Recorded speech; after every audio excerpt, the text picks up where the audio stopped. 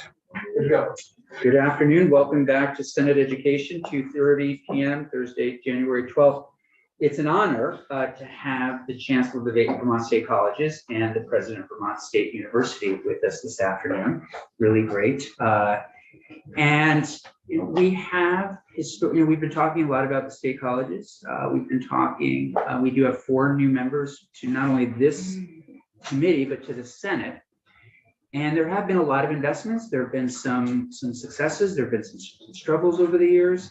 But what we're just generally, I think, interested in knowing where things are at.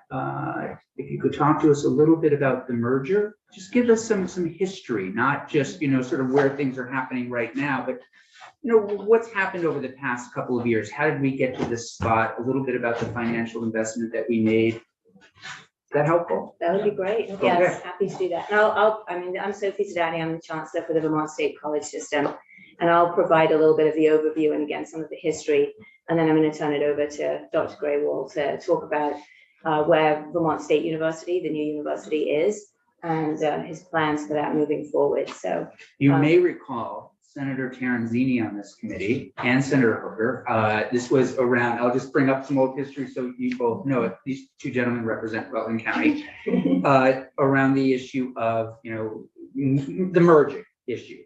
How do we, how does Castleton not get left out of this equation as having some independence on its own as well? So I just wanted to give you a little bit more background on who's before us, and because I know they'll be interested in that. So with that, please. Yeah, so again, thank you very much for having us here today. So again, we have Dr. Graywall, we also have Catherine Nabassa, who's our Director of Governmental and External Relations. So yeah, just to provide you some background.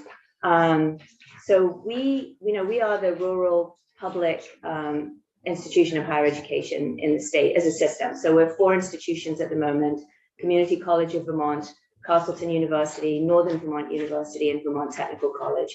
And we really do serve Vermonters. So we do have out-of-state students, but for the most part, we really are serving Vermonters. And we're the access institution. So particularly through the community college, and then Vermont Technical College has a lot of associate's degrees. We provide a lot of credentials and certificates. So we're not just about 4-year degrees.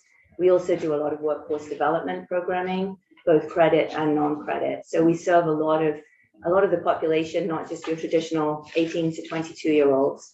So I think that's always important to remember sort of who we are and who we serve. We do recognize as we move forward with a higher education, people are going to be stepping in and out of education much more, than I think has happened in the past. We do see people as coming back, maybe get a credential, come back and get an associate's degree, come back and get a bachelor's degree or whatever. So our nursing program, for example, the average age of our Vermont Tech nursing students is around 29. So just as an indicator of the variety of students that we serve. So anyway, just really appreciate the opportunity to come and talk to you a little bit today. So 3 years ago, back in 2019, the former Chancellor of the Vermont State College System launched a process that resulted in a white paper, really looking at the challenges facing the Vermont State College System. And a number of those, again, common issues for the whole of higher education around demographics and state funding and just a whole host of issues. So that happened in 2019, and we recognized that the system as a whole was really on an unsustainable path. What happened when COVID hit was that the runway essentially ran out. So we really hit a crisis point in the spring of 2020, and there was a proposal at that time to shutter 3 of our campuses, the Johnson, Linden, and Randolph campus of Vermont Tech. There was enormous pushback, needless to say, from the host communities where those campuses were based, but also from the state as a whole. I think people recognizing the value of what we bring and the kinds of students that we educate, and the importance that we play for workforce. So at that point, the Speaker of the House, the Governor, and the Senate Pro Tem, working, I think, with the Joint Fiscal Office and whatever, basically said, stop, don't move forward with this proposal. So I stepped in at that time. So I became the interim chancellor in end of April of 2020. We did not move forward with shuttering the campuses. What ultimately happened was the state decided to create a select committee, a legislative select committee on the future of public higher education in Vermont. And pretty rapidly, that was really focused on the Vermont State College system. So UVM was at the table and was part of that committee. I know Scott Giles is here from VSAC. Scott was part of the committee as well. We also had Kathleen James from the House, and Senator Phil Baruth also served on that committee. So the committee started meeting in August of 2020, and they came out with initial recommendations in December of 2020, and then a next report in February, and then a final report in April of 21. And the bottom line, I mean, there's a number of recommendations that were in there, but the big key pieces that they recommended was that we look to bring together 3 of the institutions. So keep the community college separate, which has a very different structure and model to the other institutions, but then bring together Northern Vermont University, which had recently come together from Linden State College and Johnson State College, and then bring together the Vermont Technical College and Castleton University into a single new university. And that we also work towards bringing together functioning as a system instead of functioning as a federation, which effectively is what we've been doing. And so really streamlining our administrative processes, the sort of back office stuff. And then the third piece was getting increased state support at the same time as we work to address the structural deficit that we have. So it was really a 5-year financial plan and transformation plan. And so we've really been executing on that since that report came out. So Lynn Dickinson, who's also here. Lynn Dickinson is. Representative Dickinson. Good to see you. So Lynn is one of our legislative trustees, but she's also serving as chair of our board. So my third favorite Republican in the room. Right after this. So we have 4 legislative trustees, and Lynn is one of them. And Lynn stepped into the chairman role, I think, in October of 2020. September, October. Yeah. So we've been going through this together. But the board made the decision to adopt the central recommendations of the select committee in February of 21. And so we've really been moving forward then. And again, so a lot of it initially was, what does this look like? What's the name going to be? How do we do it? Now we're really in the implementation phase. So I can talk a little bit more about that as we go through this. So I think. And senators, I just want to make sure everyone does have this should have it in your packet. So I will just, I don't know if we're just going to, okay, so we're just going to. So on the second slide, we just have a list of our trustees.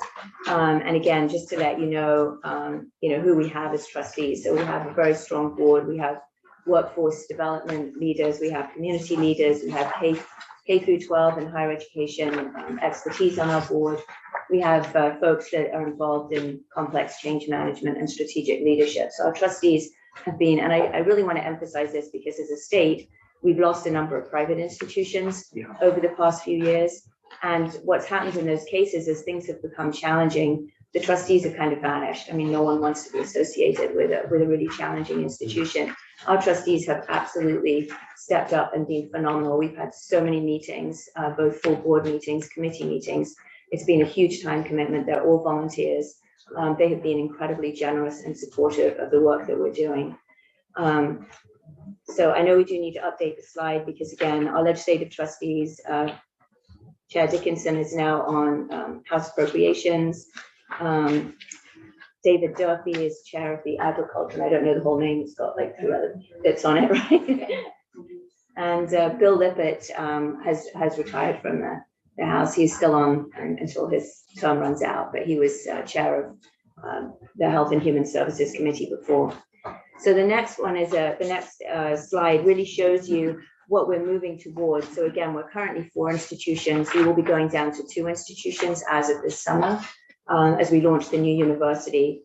The other main point of this particular slide is really to show you the reach across the state. Again, we are based across the rural parts of the state. We do have CCV Winooski and Vermont Tech Williston and Chittenden County, but otherwise we're very much based across the rural communities of the state, which is really important because of the students that we serve, that we're there in those local communities. If we're not there, a lot of them would not be getting education or not have access to education as we move forward. So again, I've kind of already given you a quick overview in terms of what we've, sort of the brief history of what we've been doing. And again, we've been really working in close partnership with the state since 2020 in terms of requesting both an increase to our base appropriation, but also bridge funding to get us through this period of transformation while we address the structural deficit that we have. So we're very pleased with how far we've come. And again, just the next slide has a quote on it there was a headline from a recent higher education article. But higher education is notoriously challenging and slow to evolve. And so for those that aren't involved in higher education, I think it's important to emphasize just how dramatic the amount of transformation we've done and how swiftly we've moved, because that's not easy to do in higher education. So this was an article, again, if you have access to the actual PowerPoint, you'd be able to click on the link. This was an article that was written back in August, but sort of talking about the things that we're doing. A lot of what we're doing really is very innovative, forward thinking. There are bits of it that other institutions have done, but the fact that we're doing sort of so many of those things all at the same time, I think is quite historic for higher education. And I know Dr. Grewal will talk some more, but really focused on, we want to be a model for the country in terms of delivering rural public higher education. And because we're a small state and we have some flexibility, I think we're able to experiment and pilot things in a way that larger states struggle with. And the fact that we're all, again, in one system, it's unusual to have the community college and the sort of regional institutions in one. Often it's the regional and the flagship, and we're the other way. We've got the community college and then the regional institutions. Senator Gould. Thank you, Chair. Chancellor, did I hear you say that we're going to be going from 3 to 2? We'll be going from 4 institutions into 2. From 4 to 2. So Castleton University, Vermont Technical College, and Northern Vermont University will be coming together to form Vermont State University. Oh, I think of that as already happened, but okay, it hasn't. Okay. We're on the path. So our accreditor has allowed President Grewal to serve as the president of those 3 institutions for this transitional year. And then the new university will launch in July. So I'm glad you think that already. Yeah, thank you. Wow. We're making progress. Yes. So we're looking at doing a lot of the things that I already mentioned in terms of bringing together the 3 institutions, the shared services, some administrative consolidation, as well as the workforce development focus that we're doing. The next slide that you have just talks about disruption. And again, I don't need to read through that for you. I do want to, again, express appreciation for the support we've had from the state, because it's enabled us to invest and to make the changes. If we didn't have the state support, it just wouldn't be possible. And there's no way we could have continued to cut our way out of the financial situation we were in. We already were cut pretty much to the bone. And a lot of what the work we're doing now is really trying to correct a lot of the deficits, in terms of services, et cetera, that we had. I mean, our deferred maintenance, for example, is huge because we really focused on serving students. So we didn't replace the roof or we didn't replace a boiler. So those things have all just built up over the years. So right now, our primary focus is really on the successful launch of Vermont State University. And again, the interlocking transformation objectives is really, again, just focusing all the different pieces that we have going on right now. I do want to emphasize one of the things that we did that was a recommendation that came out of the select committee report was that we utilize professional project management to manage the scale of the transformation that we're going through. And so we did do that in the summer of 21. We did hire a director of project management, which has been absolutely essential for the work we've done, given the scope of it. And we've been able to pull in hundreds of employees, staff, faculty. We've also had a student advisory council to really get as many voices as possible in terms of how we're redesigning the new university, and then the shared services piece as well. I probably hit most of these dates and just giving you the overview before, but I did want to just emphasize NETCHE is the New England Commission for Higher Education. They're our accreditor. So any changes that we make, substantive changes, have to be approved by the accreditor.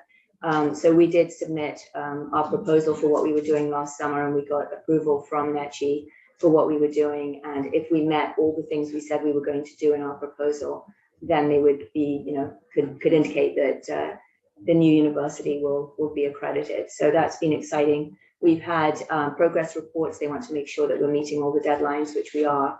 And we've successfully submitted our first progress report in September, and we have another one due in March for NETCHI's consideration. The next slide really is just showing you the shared services, the structure that we're doing. So again, we're bringing together the back office pieces, the information technology, HR, finance, and then, doing that system wide. So we're looking at creating a shared services model. This is something new for us.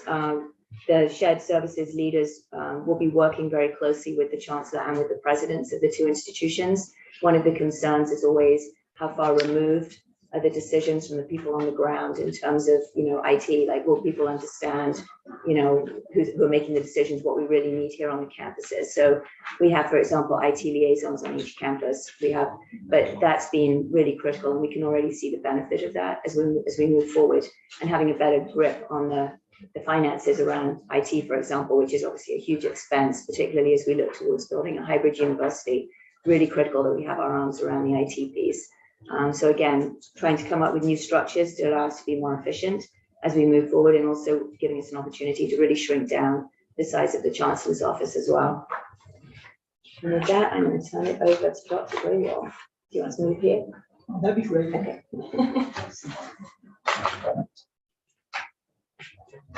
Dr. Graywell, I don't think we've had the privilege of actually having you in the room. We've met over Zoom, and you were kind enough to visit me in Bennington as well. But it's great having you here in the State House. I appreciate that. Appreciate the opportunity very, very much. And I want to start by saying thank you for setting the stage for me to be successful in this role. The support that you have provided us, it is a huge humanistic type project. There's so many lives are at stake when we consolidate institutions. And your support help us in doing two things. One, to show that the state is behind this project. Second, it helps us to make major changes, big changes in setting up this new university in a very different way. Many institutions in the country are facing the challenges, and they are able to make changes at the edges. Workforce development or something, they can create an office, or community engagement, create an office. That is not change in higher education. It's not enough change. But the way you all have, including the system, set up this committee and never called it consolidation, called it a transformation project, that helps me to focus on transformation. And to me, this is an unprecedented opportunity in higher education for change. And we're taking advantage of it 100% or more. And I just want to share some of the things that we've been able to do in just a semester, because I started in July last year. So it's only one semester I've been on the job. I have past experience from Texas where we brought two institutions together. So that is helpful, where what mistakes we made, what we learned from that, and what was successful and all of that. So I started my presidency not in my office, but in a campus, a different campus, where with listening sessions. In this kind of transformation, we do need to listen to everybody because there are all different kinds of voices. And so first session was with faculty, 2 hours open session. I made few remarks, and then I said, I'm here to listen what you want to tell me. Anything you tell me, because I can hear right now, because these are not my decisions, right? Tell me what decisions have been wrong and where you want to go. And then staff session, same way, move from campus to campus. And after about 2 months, we submitted back to the entire community that this is what you told us, this is what we will do, and this is what already is going on. And thereafter, we did another series called, envisioning sessions. In that, we gave every campus the opportunity to come in and say, what can we be what is the best thing that's going on in a particular campus and what we can become. So we captured all of that, so that we are now using to create campus-based identities. We don't want to have a campus competing against another campus, but we want one unified university, but still have each campus some distinct programs, some distinctness, some things that they do so well that they are proud of, kind of empower that positive thing that they're doing. Based on all of that and what was in the select committee's report and my background from the past in higher education, we came up with 4 strategic priorities for the university. If you look at any university in the country, what strategic plan they have, you will not find these kinds of priorities in any, because you can't have that kind of priority in a big existing institution. The opportunity is unique here, so we are able to articulate what we really need to focus on. So our first and foremost priority is to become, in the country, the very first institution that is a hybrid university statewide. What does that mean? That means it focused on access and affordability.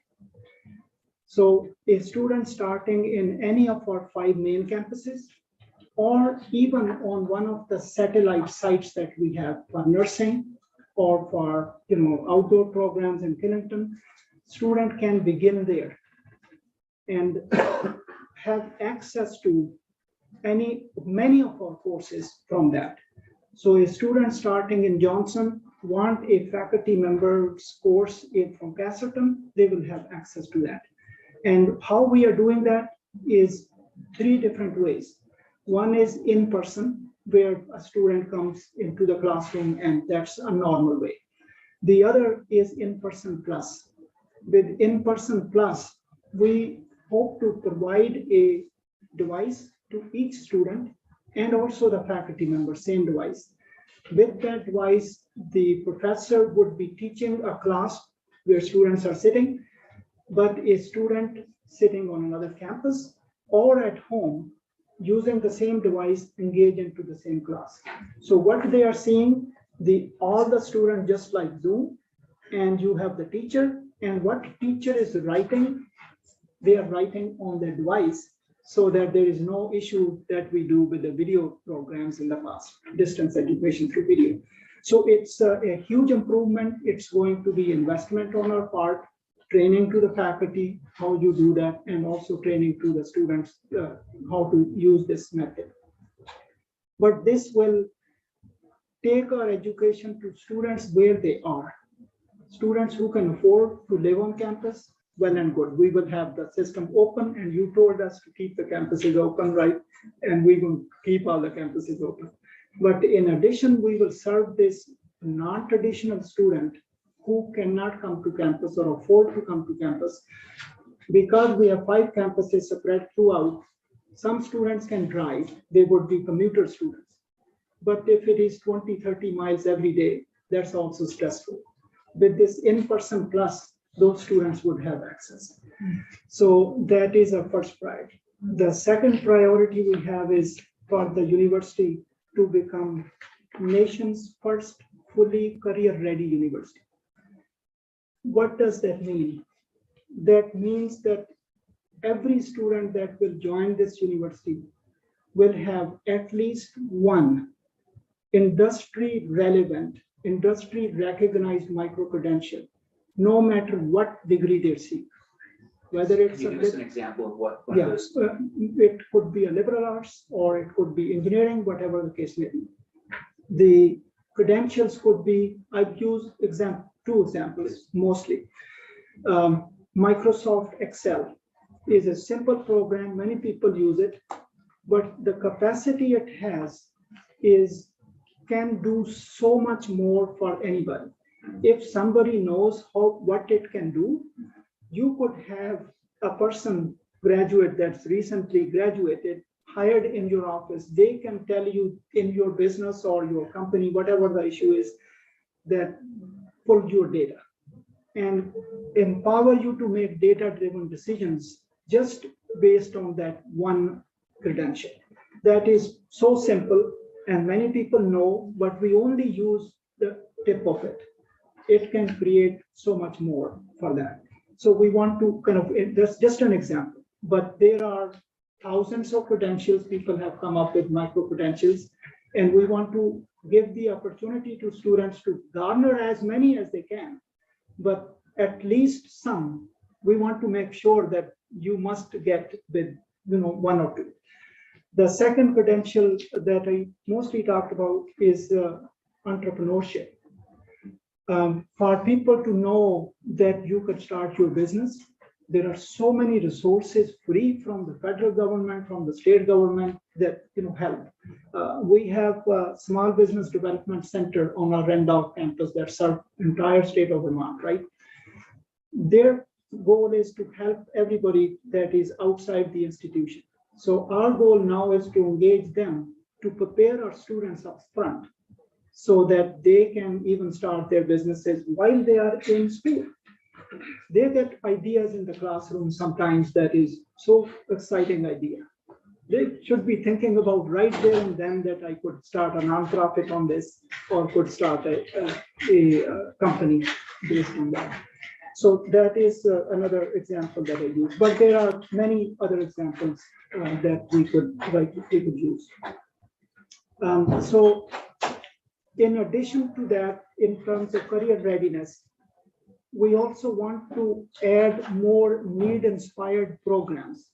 Workforce is needing so many more, training in different areas that are emerging. Data analytics, you name it, there are so many artificial intelligence. Creating certificate programs, creating new degree programs in those areas. Example, we already have brought together faculty from different campuses, Randolph and Castleton together to create a new certificate in 3D technology. As you know, 3D printing is now in every area, right? You talk about healthcare, you talk about education, you talk about manufacturing. 3D technology has become reality. And having a certificate in 3D technology, you have a degree in liberal arts or fine arts, and you have a 3D certificate. You can take the job while you are in school with 3D technology certificate. And how it happened, we have Advanced Manufacturing Center that has these printers, big printers. And now we have a geology faculty member who has been looking at some artifacts, and we want to create an image of that to put it in the museum and study it. These people came together. So consolidation has these additional advantages of intellectual power within the institution. And that is exciting faculty to kind of shed this that we've been competing. We don't want to join Castleton or we don't want to join this. Now they are seeing, and we are highlighting that bigger things can happen through this consolidation. Restorative justice is another program that we are developing. And that is, again, there is so much need there is going to be in the schools and even in communities in general, because we have to kind of move from the criminal justice environment into more restorative justice. This will be the first undergraduate standalone program in the country. There are only 2-3 master's programs that are available. One, obviously, in Vermont, but Vermont leads in these kinds of areas, as you know, at the Vermont Law School. But undergraduate program, this will be the first in the country. So those kinds of programs, 3D technology will set the stage for us to be nationally recognized that we are doing something new. That's, again, fully career-ready university. The third priority we have is to become a community-engaged university that becomes a catalyst for rural transformation. We kind of use our strength because we are in rural areas, we are in small communities, and engage our faculty and students with local community partners, local leaders, to co-envision solutions to local problems. It could be anything. Is it okay if sorry, I didn't want to interrupt. You're on a good flow here, but I'm just curious about the rural advancement and any challenges you foresee when it comes to internet access and, students who may be way out in the wilderness with no access to high-speed internet or any internet at all. Right. So the early on, I described this in-person plus system, right? Mhm. Then I talked about our learning sites or satellite sites that are 15 or so that we are offering nursing programs. In each of those places, we ensure that there is internet access. So now we are not in just 5 campuses, we are at 20 campuses around around state of Vermont. So that means we have taken our education to students where they are. They still may have to drive to that small site we have, but at least they can have access to internet there. Our goal is to collaborate with K through 12, with high schools, because in many rural areas, high school student population is going down. Can we help those 5-6 students that are in the final year to have access to our courses? Again, in-person plus, they don't have to leave the school. They can continue to play football, whatever else they are doing, but have access to our degree programs. They could start right there. And now there is a big project, Northeast Kingdom, in terms of, internet access increase. Big funding has come through already. So that is another way to address that. Thank you. Yeah, but it's a very good question, and we've been thinking about even collaborating with churches, right? If there is internet access in a church, Location. exactly. So if people can drive 5 miles into a church, even if 3 students, because it doesn't cost us anything if a church is ready to open the doors for a few hours, and it will help that local community. Again, building those partnerships with communities locally can enhance education access throughout the state. You're making me want to go back to college. I was thinking that too. It's just like, I'm ready to go back. Quick question, you mentioned 3D printing as a certificate. This is different from a micro-credential, correct? Yes, certificate. it is a credential. It is, so we will have micro-credentials, and then you build a few micro-credentials together to build a credential. Gotcha, okay, thank you. I think the credentialing thing piece is really incredibly interesting, and I hope you're also able to get some out-of-state folks that might sign up and do it. And I just don't want to forget this. We just heard from the NEA, others. There's such a need for teachers in this state, and Senator Ron Hinsdale is going to come in and talk to us around the economic development bill.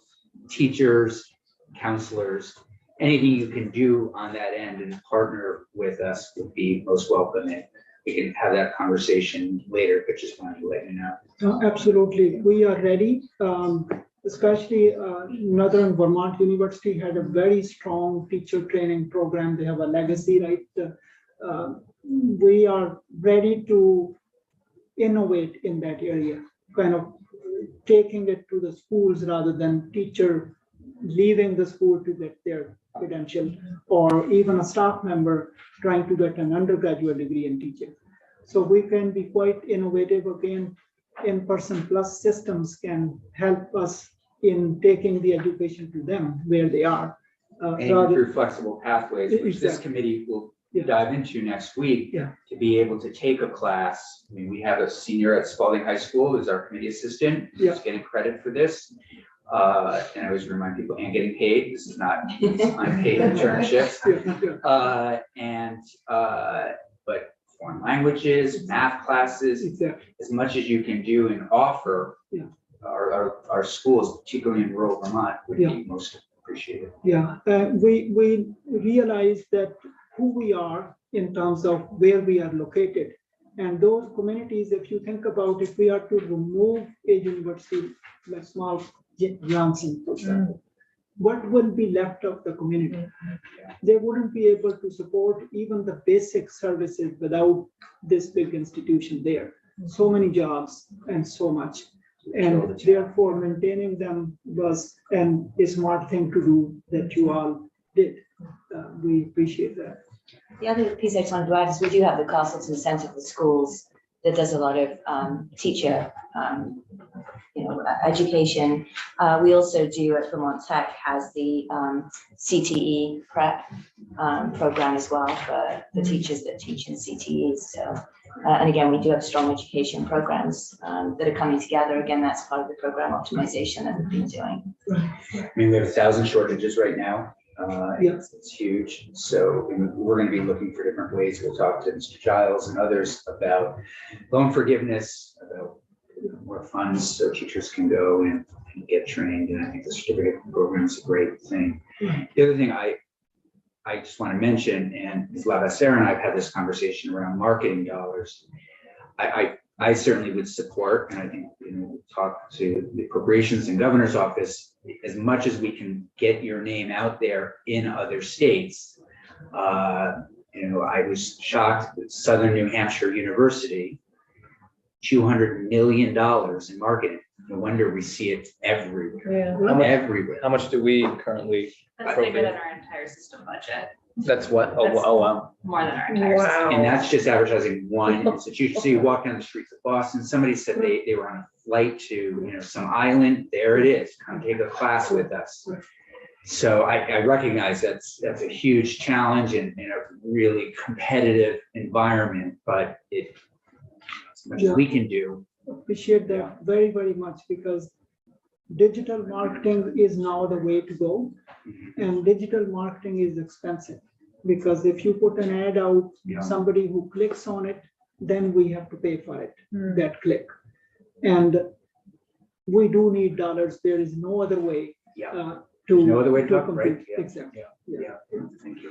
So Senator Hutchins, did you have a follow-up? Oh, no. Right. just a few more points about Please, the yeah. community engaged university and rural transformation.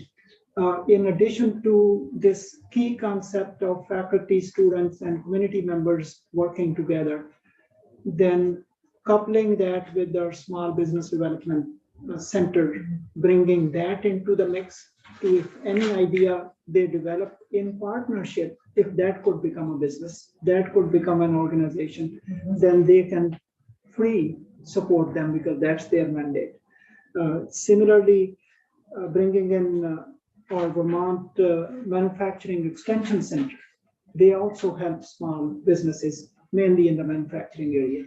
So if some of those small businesses could be started in these communities where faculty, students are envisioning something new, then why stop there? Why leave that idea on the table? Kind of empower people, students, and even faculty. They could start companies too in those areas. And big universities do that. And we should empower them to be able to do that as well. Then our last priority is about becoming an employee and student-centric university. We have so many currently mental health challenges.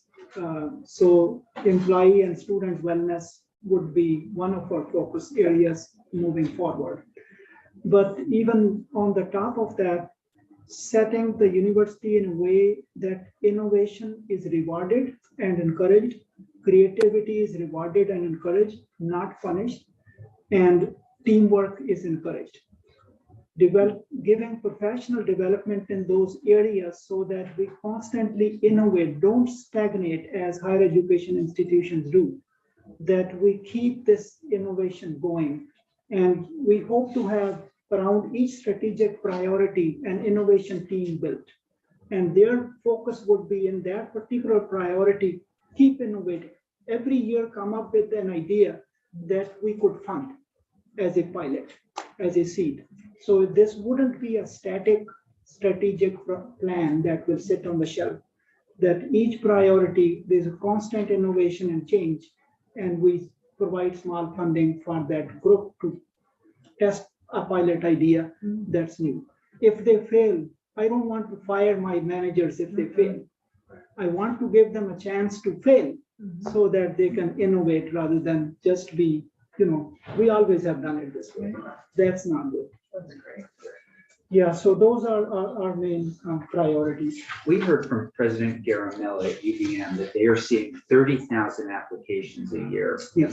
And I'm just wondering if your admissions office and their admissions office, is there a relationship such that they would say, hey, you're not going to get into UVM, but we would encourage you, because part of the reason you want to be here is because of Vermont, to look at our state colleges? Does that happen? It hasn't happened, Okay. but that is an excellent idea and one that we need to explore. Great, thanks. You know, we may not be able to get all the students to come here because Right. they would be maybe the high-end student who is, you know, this is Completely, one yeah. choice. Right, right. And then they might want to go to Norwich University or someplace else. Yeah.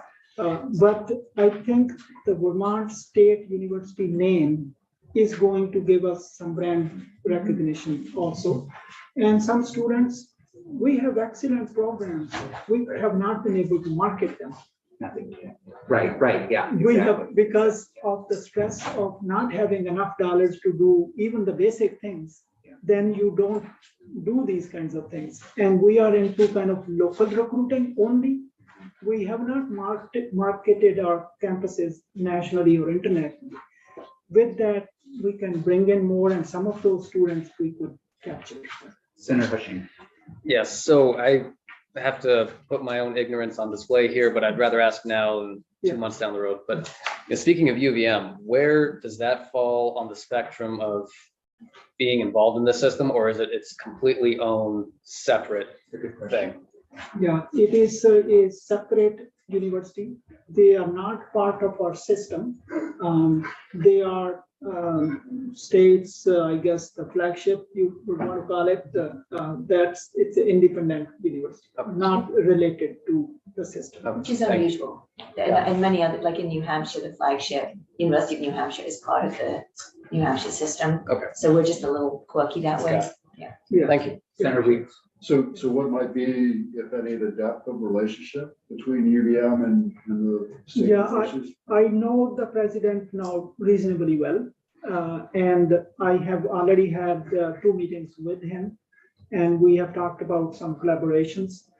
I think this is a great start, that these are the students that fall below their standards, and we would be open to, if they let us, you know, give their names, we would be able to market what we can. And other opportunities, the collaborations that we have with them already are several federally funded grants that are focused on building research capacity, say in biomedical science area. So our faculty get access to some grants that is a pot of money that University of Vermont gotten a big grant in collaboration with us. And now our faculty can do some research. They could have some funds for that. And that's another. And third area that they want to also now get into is workforce development.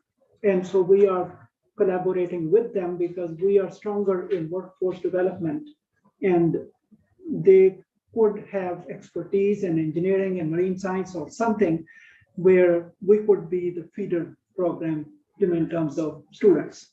Or we have advanced manufacturing center that is better than MIT. It is not just a joke, it is absolutely true, because we have machines that are manufacturing level standard that are as high as they could be put into practice today.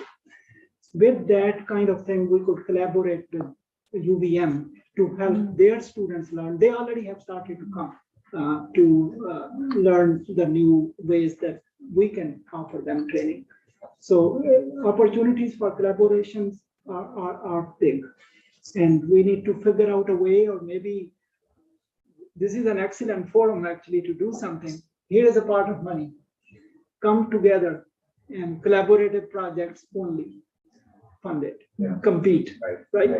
I mean, that's a wonderful mechanism for people to force to work together. Ms. Lavasser, your hands up. If I may, I believe there was a report in 2019 or 2020 that explored some of the collaborations between the system and the University of Vermont, and I would be happy to send that to Hayden to send around to the committee.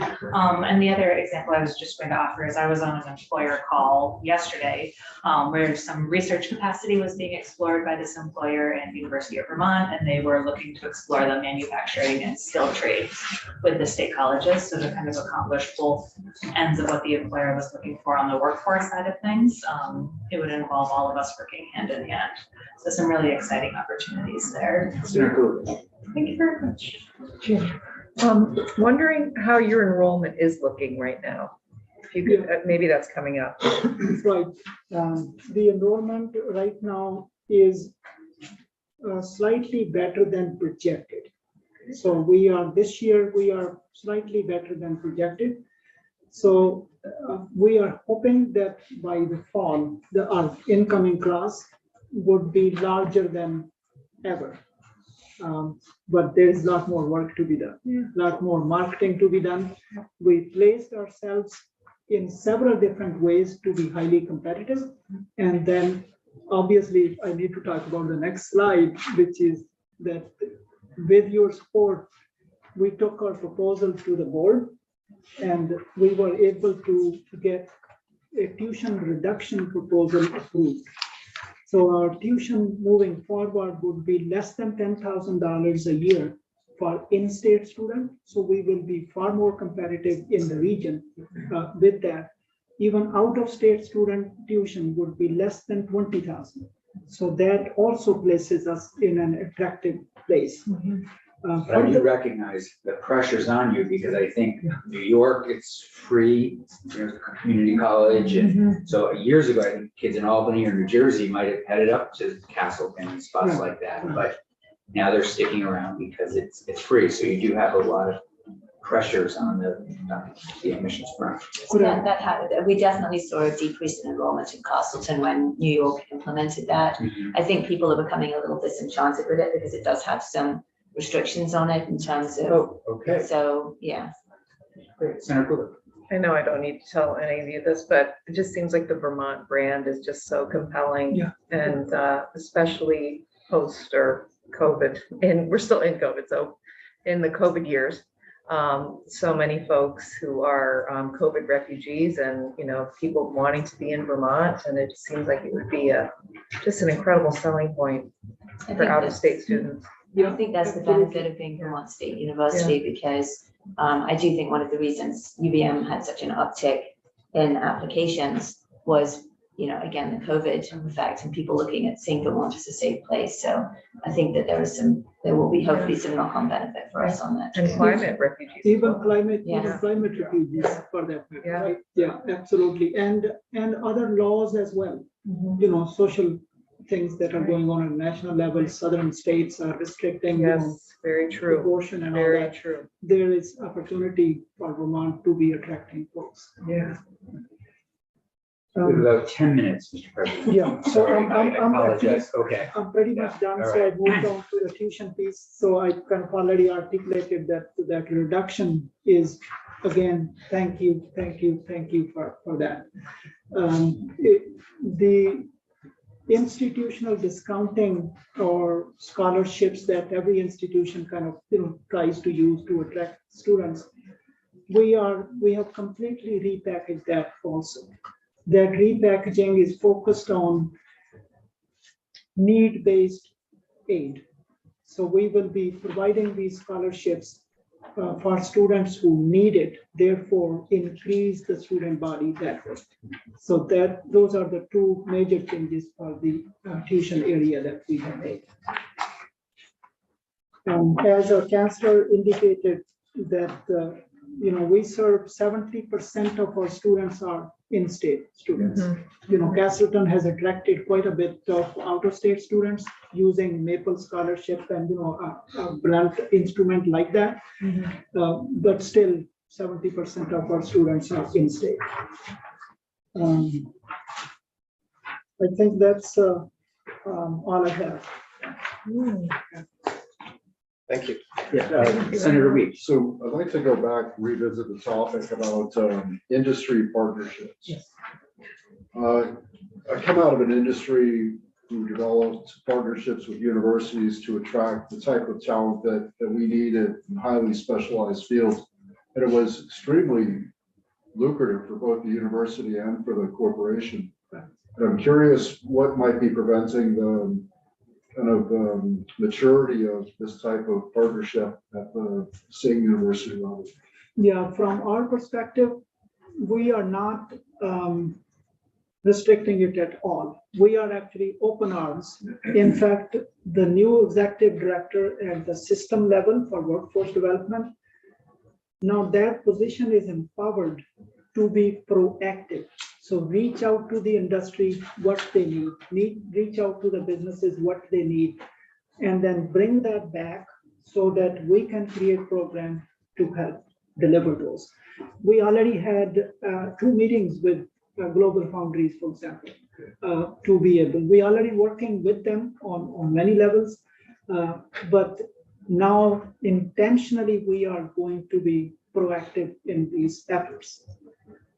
So were you meeting any type of reluctance or resistance No, to the concept? no, absolutely not. It's a win-win. It is absolutely, it is a win-win. And the advanced manufacturing center that I mentioned already in well-established industries that are acquiring these new machines in 3D printing and other areas, right?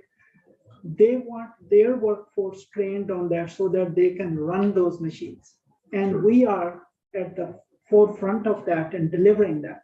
Even Army, in groups of 15 to 20 people, they are sending to Randolph to get trained on those machines. So we are positively, openly to collaborating with the business and even starting new businesses, because the level of machines that we have at Advanced Manufacturing Center, we could do even some pilot level tool manufacturing so that a company can test their new product that they have created, that they could print through those machines, because we do metal printing also in those machines. So they could be producing, 3,000 units of something that they could launch and test in the market, and we would be that producer for that.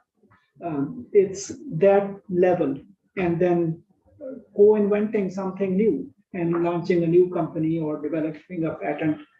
We are all open for all of that. We do a lot of customized trainings for a lot of the big manufacturers here in Vermont.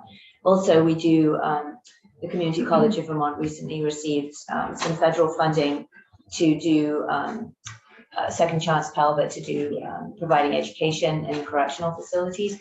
But part of that also included providing education to the correctional officers as well. So again, there's a, providing access, but you're absolutely right. I mean, I think it's a retention tool for employers if they can offer those opportunities. But we have a number, particularly in nursing, a number of situations where hospitals are paying their employees who are also getting educated at the same time as a retention tool for their nursing folks as well. So I know you. Understanding we're really short on. Well, did you follow up or you? No, I didn't. I thought we were close to the end of the briefing, so no, I'll hold the questions. Thank you. I'll be very brief. So I'll talk briefly about workforce development, and then I'll share some enrollment statistics with all of you. So as President Grewal and Chancellor Zadatny mentioned, we've hired former Vermont Tech President Pat Moulton as the Executive Director of Workforce Development for the system. And so her role is to work hand in hand with the workforce development leads at Vermont State University and CCV, as well as Presidents Grewal and Judy, to ensure we have a streamlined approach to workforce development at the system level. So doing outreach to employers, finding a program match that works for the employers for their needs when she comes back to the university and the community college, and making sure that we're all moving forward hand in hand so that we're delivering on the state's expectations of us as workforce development partners, but also delivering on employer needs. It's a really exciting development that's come out of transformation, and we're excited to have Pat on board and helping us move that forward. The last couple of years, the legislature has funded a number of scholarships and workforce development initiatives through CRF dollars as well as ARPA dollars. One that I'll highlight is we've been able to offer over 3,000 individuals credit and non-credit courses and trainings. So these were for individuals whose employment or employability was impacted by the pandemic. We started in fall 20 and offered 3 different iterations of this upskilling initiative. So we just concluded the final one in the fall. And that's been a really exciting opportunity, very good feedback from employers and from students alike, and also good persistence rates from those students into other courses at both CCV and the other universities. Another that I'll highlight is the Critical Occupation Scholarship. So this is for the last 2 years, the legislature had funded free last dollar tuition in certain critical areas, such as early childhood education, the nursing programs, a couple of the other allied health sciences. And so we've seen some really interesting. Mine is free last dollar. Last dollar is after state and federal aid. And so we also applied this after institutional aid. So if you think about a financial aid package, you might have your federal Pell Grant, you might have institutional scholarship, a couple of other state grants and other gift aid. And so the out-of-pocket cost to the student on the tuition is what we covered with the last dollar scholarship. So we've continued to see some really strong enrollment in the early childhood education and the nursing program through both years of offering that scholarship. And a good surprise for us this year is that the clinical mental health counseling program, which is a master's program delivered by NBU, is up about 58 students or 68% this fall over fall 2020. And that's been a really strong increase in our program and also has strong implications for the field in the state. Another data point that is really exciting to us is the drop in private student loan borrowing that we've seen over the last couple of years. So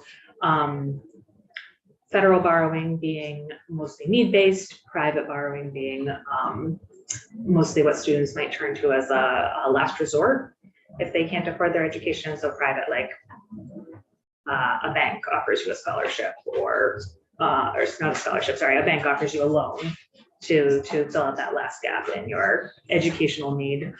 We've seen a drop of about 50% at 3 of the 4 institutions in that private borrowing. And so the other data point on those is that often the terms and the interest rates are less favorable to the student. So very exciting on the student debt front to see that drop. If you look at the enrollment slide, so system-wide enrollment is pretty strong coming out of the pandemic, and we're up about 0.5 percentage point from fall 21. So Vermont State University, looking at the 3 collectively, that enrollment is holding steady, and CCV enrollment is up about 1%.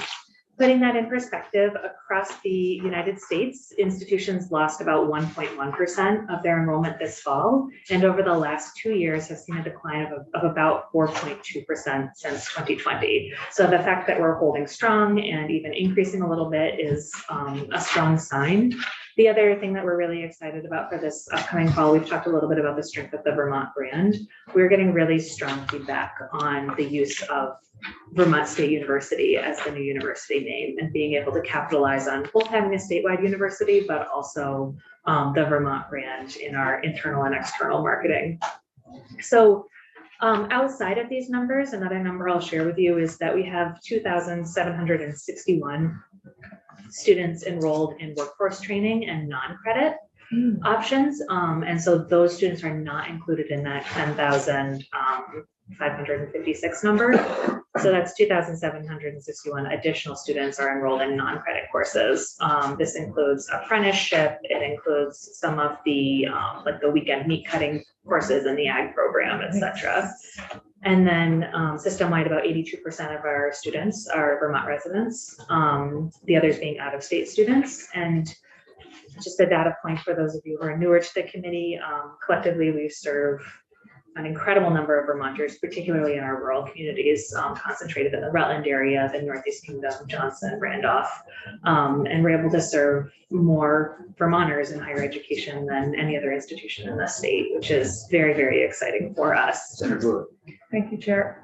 I just wanted to mention, Senator Campion and I did a tour at the University of Vermont, and one of the things that we learned, which was interesting, and it's sort of an indirect partnership between CCV and the University of Vermont, is how more and more students are doing a few years at CCV and then transferring to UVM. And he seemed really excited about that and pleased with that connection. I just wanted to put that out there. Yes, that's really exciting for us as well because of the number of direct pathways we have between CCV's certificate and associate programs and the UVM programs. We see the same thing with the transfer between CCV and the four-year colleges as well. There's a direct pathway from the Allied Health Prep certificate at CCV into Vermont Tech's nursing program. And we see a lot of students round out their general ed and some of the requirements for their programs with CCV classes as well. State. And also forestry program, agriculture program, there is obvious connection with UVM.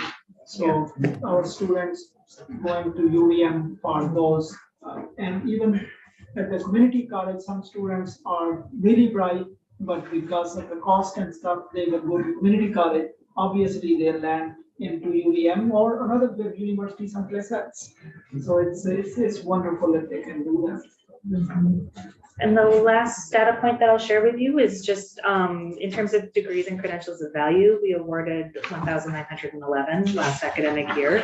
And then in addition to that, we graduated 137 plumbers and electricians from our apprenticeship programs.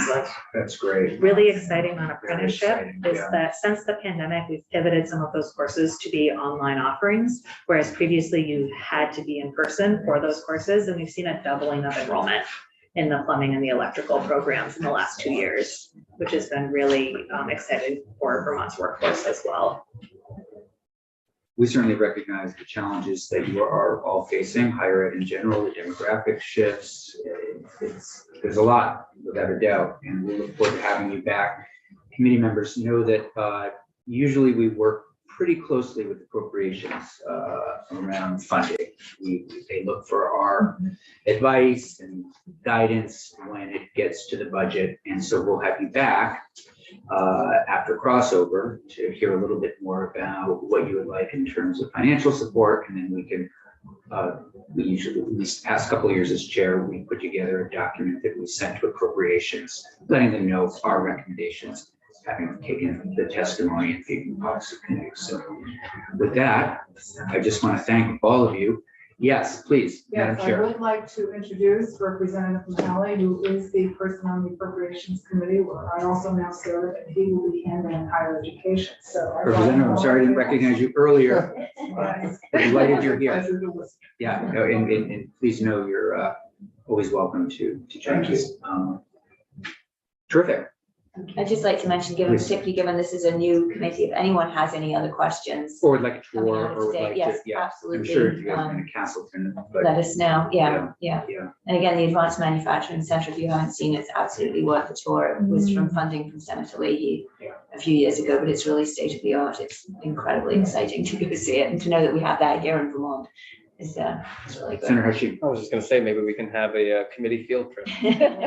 would be nice. Yeah, Let's yeah, do it. It's not that far yeah, away. yeah. Yes. Welcome, just let Yes, us Madam know. Chair. When you have time. Yeah, I would just like to also point out to Senator Weeks' concerns, Vermont Technical College has always had a lot of very close connections with employers over the years.